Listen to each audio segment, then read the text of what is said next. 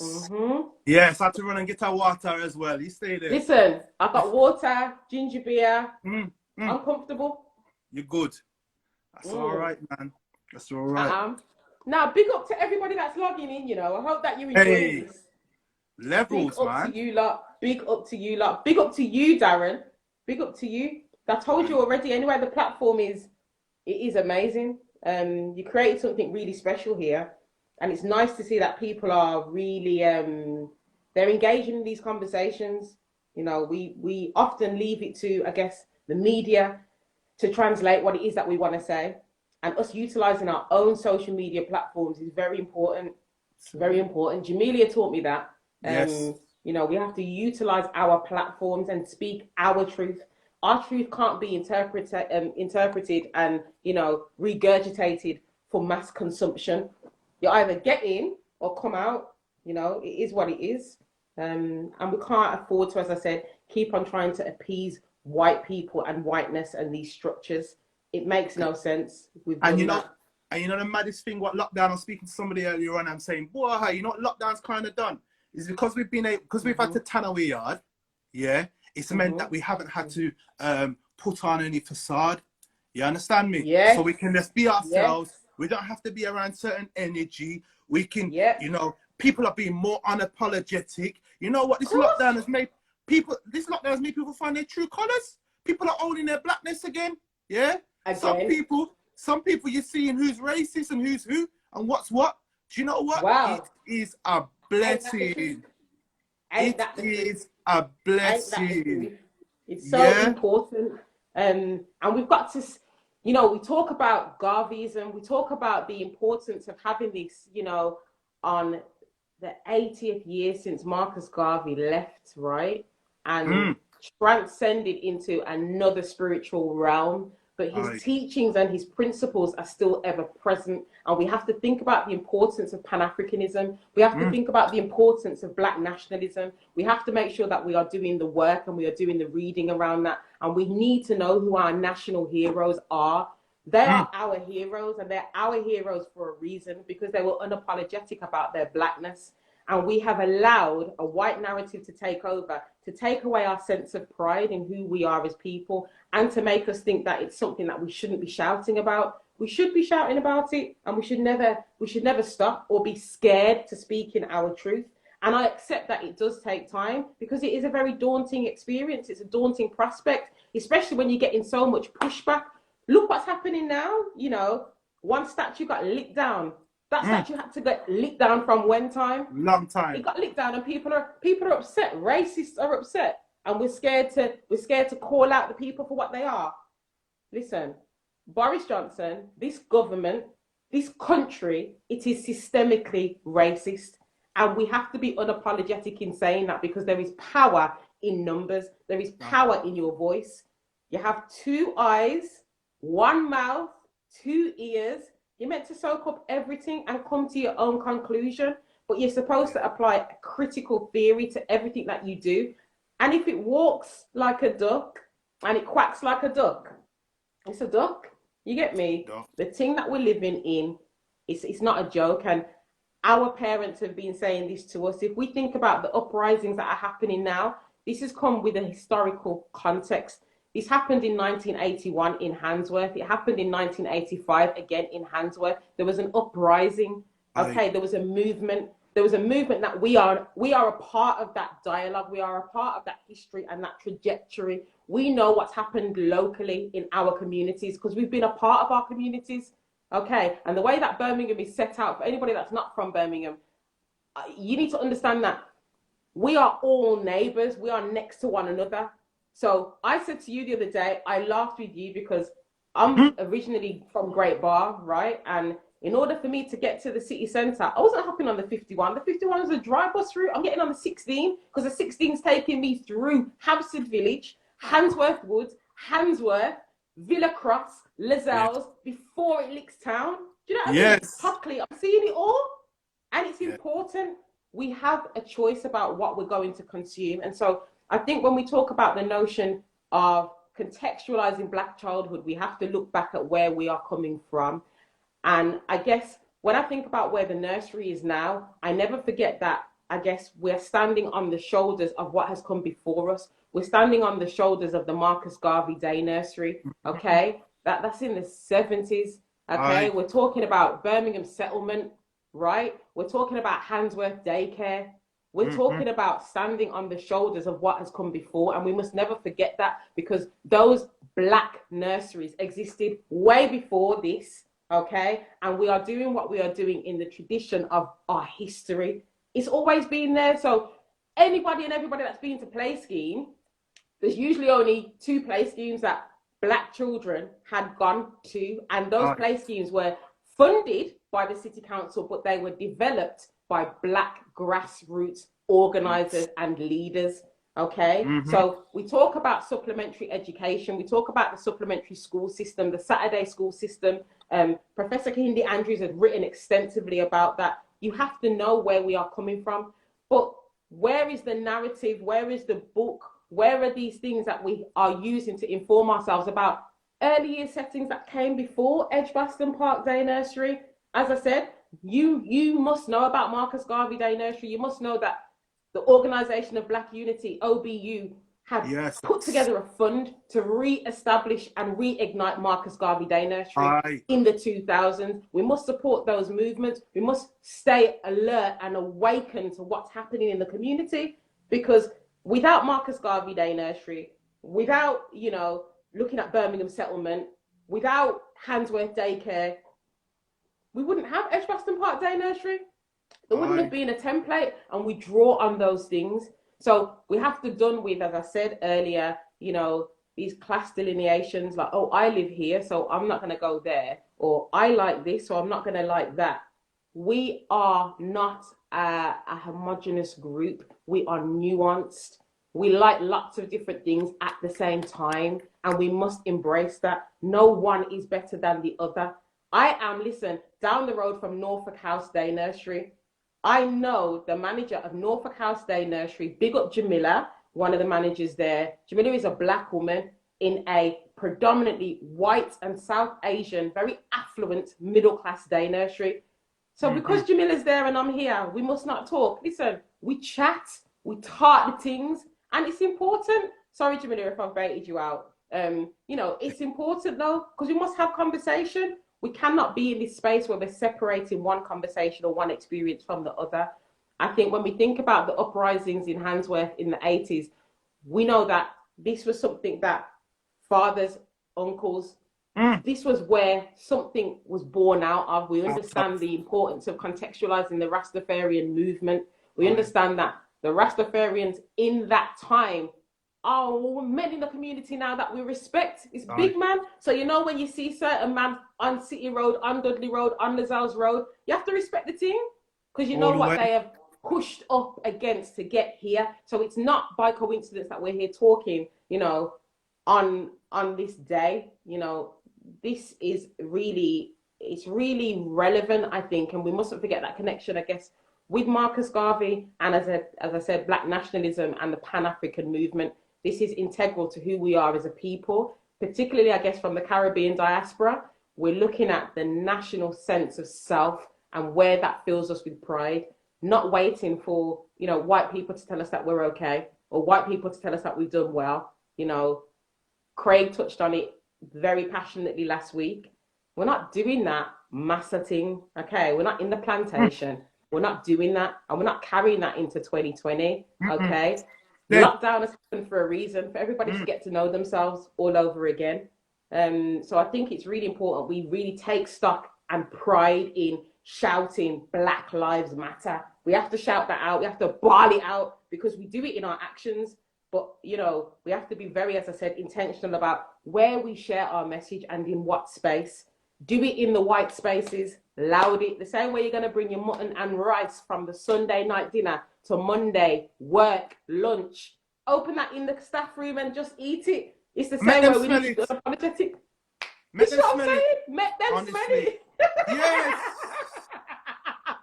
So, as I said, when I think about what's happening now, another thing that I've thought about, I guess, in preparing for this was just about the age and the knowledge of, you know, our grandparents. I recently lost my grandmother and she is, you know, she's resting, man. She's resting.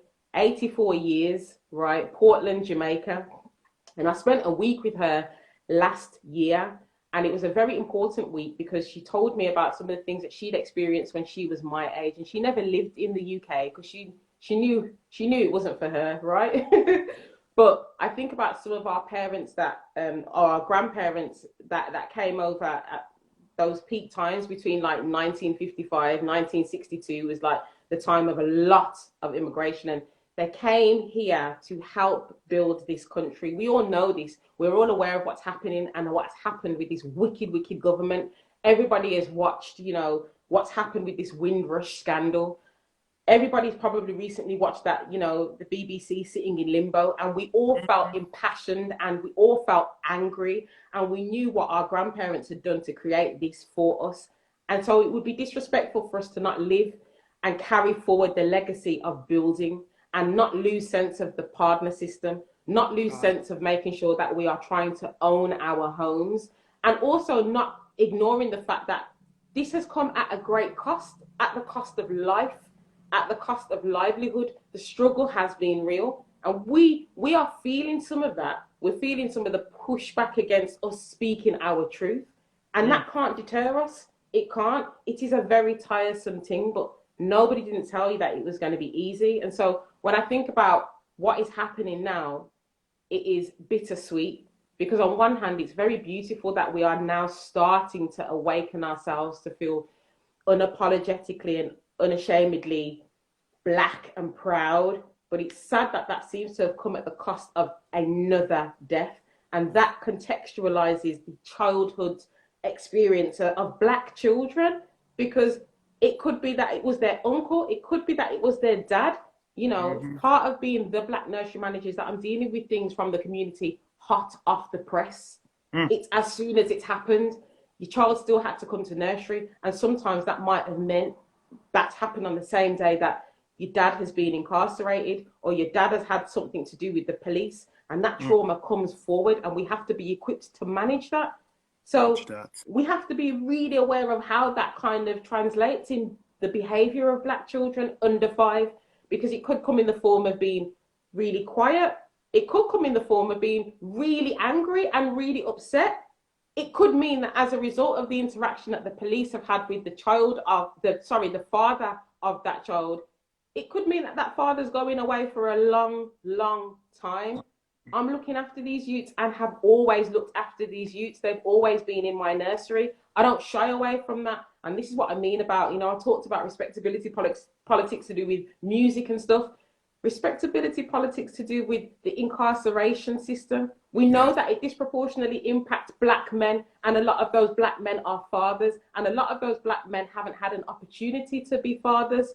And it's always the case that, you know, these Black men might not have even done anything to break the law. But what does that mean? It means nothing. It means nothing, because we know how this system works against us, not for us. So we have to be very, very alert and aware of how those traumas, I guess, can be passed down to not only the children, but to the mothers of those children, whilst they're still trying to create a euphoric, joyful childhood for these children. We cannot, I guess, detach ourselves from the fact that police brutality impacts Black children, and it impacts Black children disproportionately, because we know how our Black men are incarcerated disproportionately. So it's one of those, the stats will tell you, you know, but what are we doing? What are we doing? There's a point I kind of picked up on from what you was on about. So, you know, there's this whole school to prison pipeline stuff, yeah? So you've already said that you sort of find yourself preparing the parents for the sort of responses that the school institutions may have for your children. So in terms of that, I was doing some reading the other day, and I was thinking, boy, you know what? Cultural competence, really does have a massive impact on the way that we can safeguard our children, you know.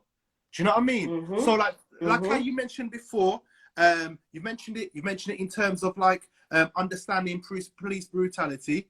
You mentioned it in terms of understanding the music, like so in terms of how young people, children, sorry, will come to nursery. Now I know this classic. I know I have one of my funnest stories of my son is him going to school and singing "I'm looking some nookie tonight" and winding up himself. Yeah, right. Hey, listen, that's one of my funniest memories of my son. Yeah. Unfortunately, that would how would your nursery would have dealt with it completely different. That was a social services referral. You know, the African brother come to the house, bless him, and says, you know what, I'm just gonna take a couple of details and I'm gone because this is foolishness. Yeah, because what? Cultural competence. Absolutely. And it's something that gets overlooked all the time. And for some reason, well, I know the reason, you know, it's because it's a system that is headed by and pushed through, you know, by whiteness as a structure. It's systemic. So when we look at cultural competence, that also comes in how we interpret behaviors. You know, what do behaviors look like? How do behaviors get labeled? And how are those labels, again, adversely impacting our children, Black children? How are those labels? And when we are working within these institutions, we have to be aware that we don't become institutionalized as well. That's why I work for my family business, right? Because I am very consciously aware of how easy it is to slip into an institutionalized mindset. And so when people are talking about, I guess, you know, the decolonization of your mindset, it's very, very important that as Black professionals, when we're working within these institutions, we do the reading and we don't lose sight of our Blackness, whatever that means to you, right? Don't lose sight of that, because yes, representation is important, but there's no point being in an institution if you are not going to be there for the well-being of our children, and not in the institutional sense, not just taking on a title because it pays more, but taking on a title and taking on a role because it means something to you at the core of who you are. It resonates with what you want to do.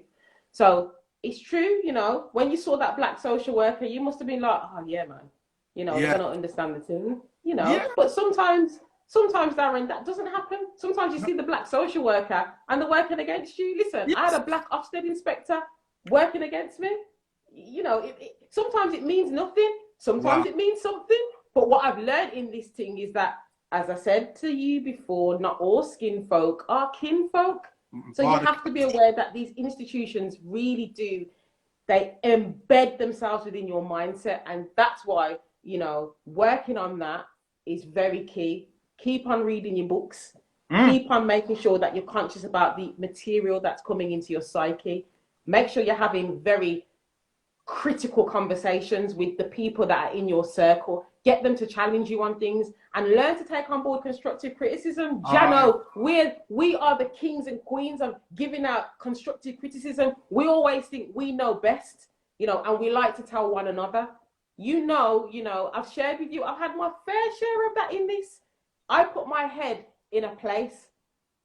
That's the perfect, like, I'm there, right? And when I'm there, I am expecting to get gunned down. And I've been gunned down. I stay being gunned down. But you see what's important?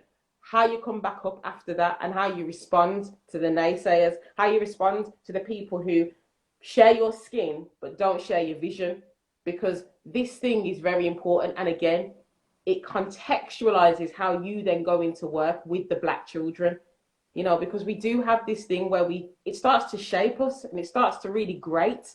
And we have to talk about, as I said, we've got to talk about the pros. We've got to talk about the cons. And those of you who are in the chat, who are parents, ex-parents, who are staff members, who are ex-practitioners, we know the inside runnings of this thing. It's not easy. It's not easy. And as I said earlier, it comes at a cost, man. So I have really embraced this 12 weeks of lockdown. I really, really have, because I've needed this break, and I can now consider whether I want to come back or whether I don't want to come back, because this work has to be extracted. It's important, and it's important that in anything you plan for what's going to happen next. I can't stay here forever and ever and ever. You know, people are just finding out about the nursery now. We did a documentary in 2016 with the BBC, and people are finding out about the nursery now. People like yourself have known the nursery's been here. You know, you've known because you've had personal experience with it. And that's what I mean. sometimes you've got to move very strategically in what you do. People who have known me for a long time might have seen me as, oh yeah, that's the girl that does Ryder's doors. Yeah, that she used to have blonde hair. Yeah, that's me. This is still me. Yeah, we can be who we want to be at whatever time, but it's really important to stay true to yourself in everything. And as I said, do the work. So, I mean, I was touching on before the live shut down, the last part about grandparents. Yes. And I want to really kind of touch on the age of the grandparents. The age of grandparents is changing. I touched on, losing my grandma, and she was 84.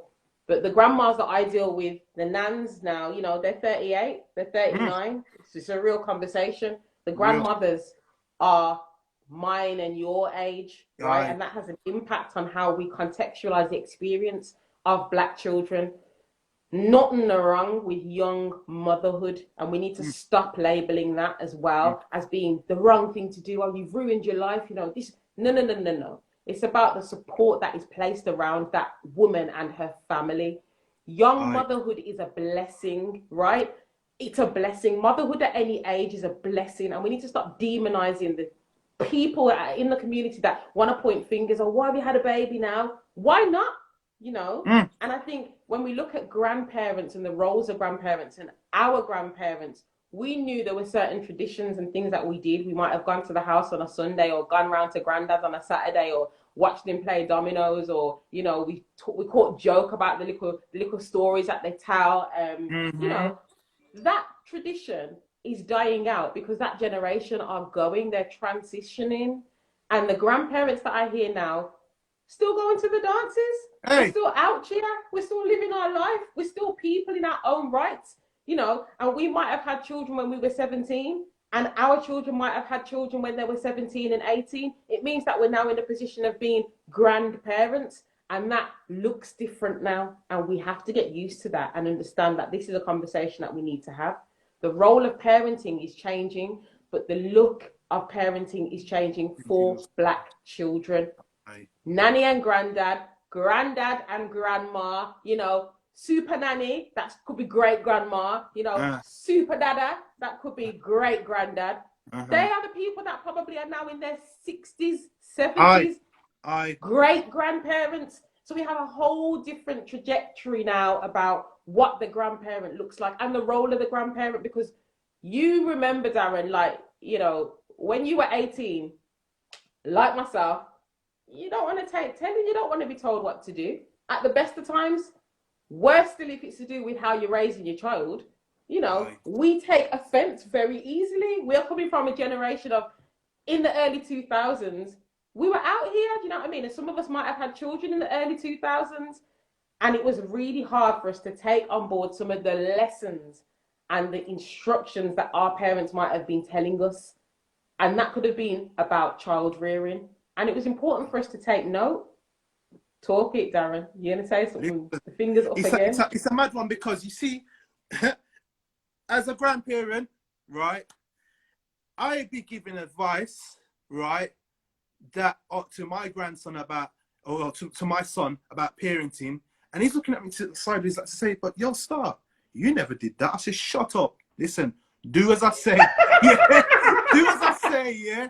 Don't watch that, yeah. And the real is, I know better, yeah. And one of the things I'll tell you straight, as Epiphany people, as a parent, anybody who really knows me, I am not the perfect parent. I'm just a parent that's experienced stuff and has been able to reflect and go on a journey, yeah, which gives me a level of understanding. And this is the reality that many of us parents, right, especially in terms of the first, the parents that you're dealing with in the nursery, right? Their parenting is informed by the experience of parenting that they've had growing up, yeah. So if it's about co-parenting, yeah, and parents are more up in their feelings, because feelings, yeah. Of course. It's a wicked thing. If you ain't ready, it's a wicked thing. It gets in the way of co-parenting. Right. It gets in the way of co-parenting. Set each other free. Totally. And we, as as a people, as a group, right, as a collective, being a mediator in this thing is not easy, Darren. And I've said to you, mediating the breakdown of relationship when the child is under 5 is very hard because emotions are rife and tears run and angers and tempers flare. And I manage that. I'm not reporting that to a social worker. I'm having a conversation. I'm like, yo, come in my office now. We need to sit down and talk this thing out now. And I'm coming to you as the nursery manager to say, listen, certain things can't run. I've heard that you've spoken to the father of your child in this way. You can't speak to him like that. It doesn't run. We have to be there to support Black men in their role of being fathers. We have to be there. We have to be there to make sure that we guide them through, because if you don't know better, you're not going to do better. We can't be impatient with that. We have to take on board the fact that it's a learning process. And the same thing with, you know, motherhood, Black women, co-parenting in that. I've said to enough of the dads, take time, man. There's a way to communicate. There's a way to speak. Don't be condescending. Don't be argumentative. Don't be rude. And don't disrespect the mother of your child in front of your child or anybody for that matter. Because I, for one, don't have it. I don't run them games. And I don't hesitate to tell you to come out of my nursery as well. Because I'm not into it, Darren. I'm just not into it. And so we have to, as I said, be bold in what we're doing when we are helping people along the way. Because, as I said, I spent some time teaching in secondary. A young lady who was in my form class brought her child to my nursery. And she brought her child to my nursery because she knows me. And she's like, wow, listen, I'm not going to send my child anywhere else. You know? And that was a young woman that I had the pleasure of teaching. That's what grassroots is about. That's what community is about. It's about understanding that this is a cycle. It's a cycle and it's a circle of life. And you know you're going to run into somebody at any stage in your life where there's going to be a very intimate interaction that you're going to have, because this is Birmingham and we're Black people. So never make assumptions, right? Never think that you know somebody because you don't know who they know. I've said to you already, grandparents are getting younger. Grandparents are 38. Grandparents are 39. I probably know your mom. Never mind about you. I know your auntie. Never mind you. I know your cousin, your big cousin. You get me and him went college. So if he's going to phone me differently and be like, yo, Liz, make sure you batter her up, you know. Don't take no chat from her. I'm taking them calls. It's important. That's community. Because remember, there was a time when you were walking on the street and anybody in the community could tell you off because they knew your mom, they knew your dad, they knew your grandparents. That seems to be slowly getting erased in this generation, and we need to really take stock of that. And I think one of the problems that's caused that is social mobility. So when I talk about social mobility, we've done this education thing, right? We've got ourselves educated. We've moved out the ends, and we've got that house a bit further out of the way, Then the people that we used to grow up with, our kids don't know their kids. Do you know what I mean? So there's a disconnect. There is a disconnect in the community, and we just fell for it through and through. So before you know it, this is where we get to when we get to the teenage stages, and we realize, hold on, so and so is in beef with so and so. I know their dad used to go to school with them. What? Right. Exactly. And that's why I said the importance of mediation. It's got to be put at the forefront, and knowing who we are dealing with in our community. So when I see a last name on the registration form, I know who your people are. Yes. When you come to the door, I know who your people are. You know me too. Let's not pretend. I'm not going to be in this space and be like, oh, I don't remember you. I remember you from Institute in 2003. I remember you from Air. We used to go raving at Westwood's parties. Like, I know you. We're not doing them things here, right? Because it creates this illusion of, oh, well, I've moved up. I've moved on in the world. I don't need to know you. I'm not going to act like I know you. No, it's a dangerous mentality. It's a very, very colonized mindset to have. And that's what they said. And that's what they said. The Black bourgeoisie will be the destruction of the Black community. There you go. There you go. And if we look at it now in terms of political agendas as well, and looking at how people align themselves with political parties, we've got to be very mindful. Labour and Conservative are two sides of the same coin. You got to know what it is that you're doing. And as much as I might be here and stand for some of Labour's policies, I also know that there's a deep-rooted anti-blackness that exists within the Labour Party. I don't ever deny that fact or excuse myself from the fact that that's happening. And anti-blackness is very, very specific, okay? And this is why I'm done with the term, you know, BAME, Black, Asian, minority, ethnic. No, I'm talking about Black children. I'm talking about Blackness. I'm talking about something that specifically impacts our community, right? And we have to be able to take charge of these things and not water the thing down and mix it in with everything else. Done with the BAME. I don't come here and say that children of the families are Black. I'm a Black woman. I will not be part of your political agenda and your experiment to look at how racism is phasing out of the country.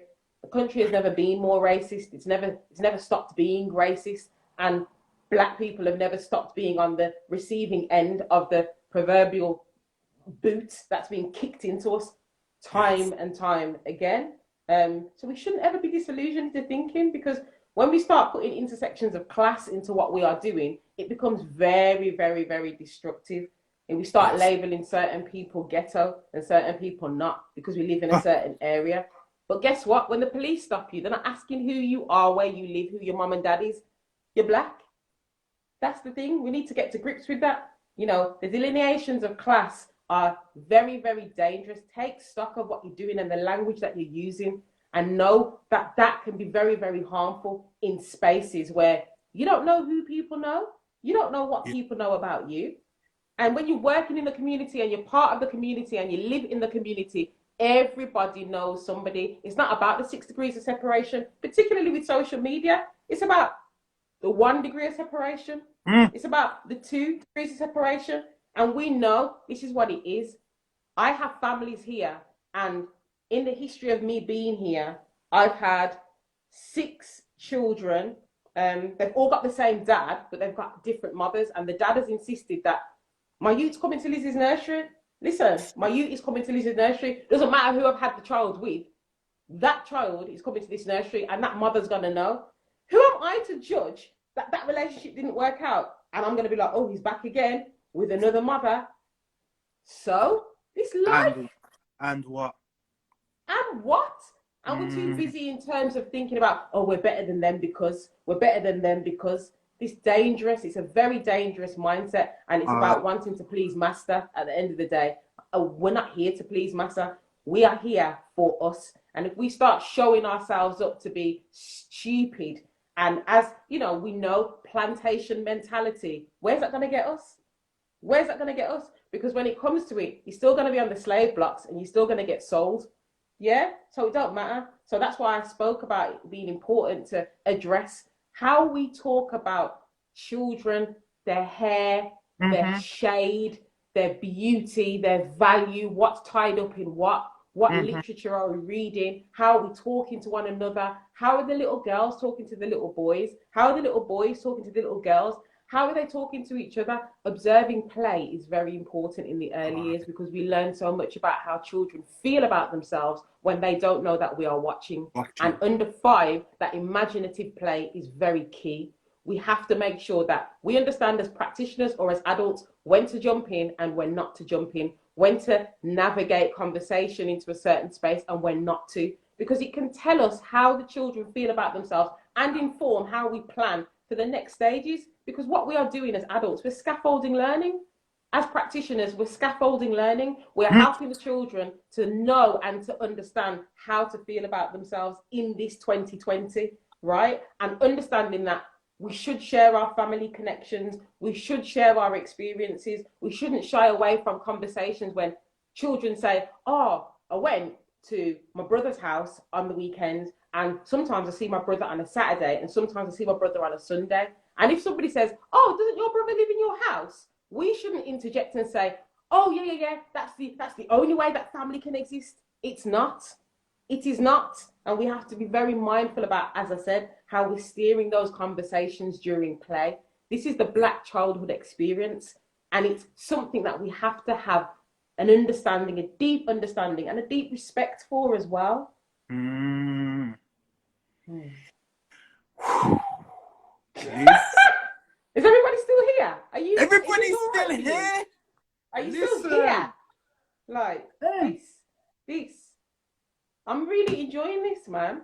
It's nice. It's really nice. I think, you know, there's lots of things that I've had thoughts of around this time, and there's a lot of things that I have, I guess, really ruminated on and really deeped. Like, I think about conscious parenting, and I think about how we have been parented impacts on how we parent.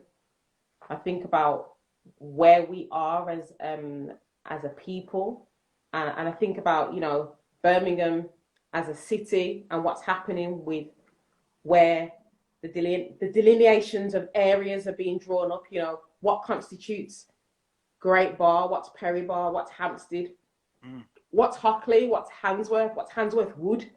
Why are people so keen to make sure that they tell you that they're from Handsworth Wood and not Handsworth? What's that about? What does that do?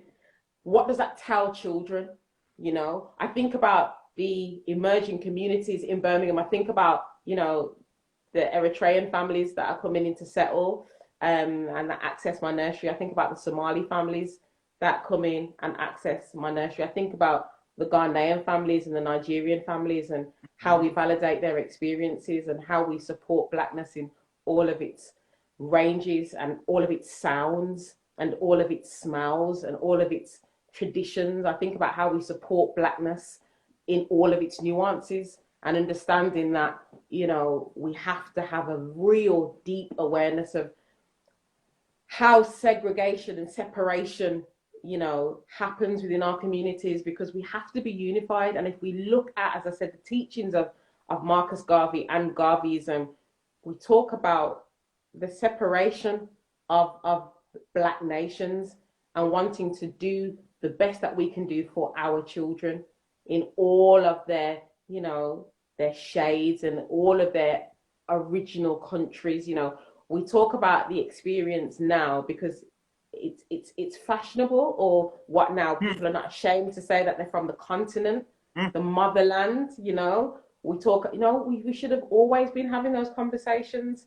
Yeah, we can't let anti-Blackness fester within our own community. We have to talk about the importance of West Africa and East Africa and South Africa, you know, North Africa. We've got to know where that is on the map. We've got to be able to point that out to our children, because you're not all Black people are from Jamaica, okay?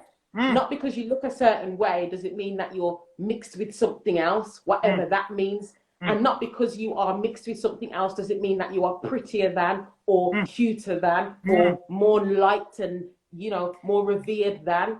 Not because your hair texture is different does it mean that we're not going to play with you, or we're going to point out the fact that you haven't been to the barbers. That's not important for some children. It's not important to some families. And the barbers cost money, right? And when we think about how we're letting our hair grow, whatever, you know, why can't we just show up here however we want to show up here? Why are we concerned about these things? It doesn't mean anything in the grand scheme of it. And so when I talk about Blackness, I'm talking about it encompassing the whole of the continent, right? And all of the islands. We have to know why and how we came here and what that means for us as people who are settled and a part of this city called Birmingham. You know, it's important, man. Listen, finger up down. When I am supporting families around child criminal exploitation, right, I tell the families, say, look, be patient. There is no magic pill, right, to, you know, the change. Yeah, it was a process that got them to that stage where they're doing and while they're involved in certain things, right? Now, I also view exactly the same way in terms of those same colonized, oppressed behaviors. It is a process of undoing, that we have to kind of go through, So, you know what? When we talk about it now, the fact that you're saying now it's taken for us to come off of the Ferris wheel, the plantation Ferris wheel for the last 12 weeks, you say? Yeah? Yeah. For us to stop Yeah. and be still and say, but hold on there. Wait. What stop? Wait. Yeah? Exactly. For us Exactly. to start seeing, for some of us to start seeing, and you know what? We're Yeah. grateful. Look what they've gone done. Yeah. Look what they've gone Yeah. done. Yeah? Yeah. Yeah. Thank you. Absolutely. Thank you. Absolutely. It's taken us this time for some of us to catch on now to what people who are absolute masterminds in our community. It's taken for us now, some of us, to think, oh, that's what Cypher was talking about. When Cypher, big up Cypher, right? The owner of the Legacy Centre, big up King Cypher.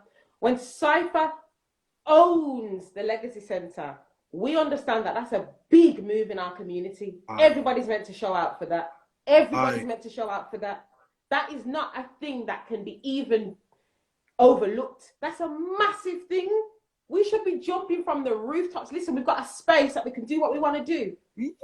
Understand this. When those things happen in our community, that's what we should be concentrating on. That this is a space that we're not having to beg and we're not having to negotiate about prices. And this is a space that is in our community and it's for all of us. And I can say that hands up, you know, because I know that family and I know them intimately. I know that they don't mince their words when it comes to Black nationalism. I know that when Cypher is doing what he's doing, Dina is right behind him. I know that when Dina is doing what she's doing, her children are there cheering her on. And I know when I'm looking after them children, it's not a joke. All of these things, it all merges together. It's like jigsaw puzzle pieces. But I also respect the fact that some Black people don't want to send their children to a nursery that is predominantly Black because they're still in a different mindset. And that's fine, because the unlearning takes a long time to do. And not all of us have understood that we don't all associate Blackness to lack of quality. We don't all think whiteness means quality. Blackness means, oh, is the quality going to be there? Some of us already know that Blackness is equated with excellence. But some of the parents have got a while to go and they want to send their children elsewhere, and that's fine. But you see, when it comes to understanding Black children's experiences, you better make sure that wherever you're sending your children, there's a practitioner there that understands the team. It's not likely to be managed by somebody that looks like you. It's not likely. There are a handful of day nurseries in this city that are owned by Black people. Go and search them out. Go and search them out and find out what's going on. Dig deep. Dig deep. You know, I am not the only Black nursery manager. I've had loads of DMs, messages, voice notes, conversations since I set up this page. There's enough of us out there, you know, but we ain't willing to all take that step and just be out here like, there, this is what it is. But I am, because I don't business. And as I said, it's important that we make ourselves visible. It comes at a cost, yes, but we have to make sure that we are visible and we are saying that we're ready to do this work, and not judge people who haven't got there yet. I guess, as you said, unlearning takes time. It takes time, and it's embedded in lots of years of, you know, foolishness. And we have to support each other on that unlearning, you know, and not judge them and rebuke them and bonfire upon them, because that ain't helping nobody. Let's just, you know, just a lending hand, and we're there, and, you know, the other conversation. This is what this platform is. You know what I mean? We don't need to follow them wicked. We don't need. Go on. Sorry, Darren, because I just thought about a conversation that commonly happens around, oh, you know, grammar school's best and private school's best.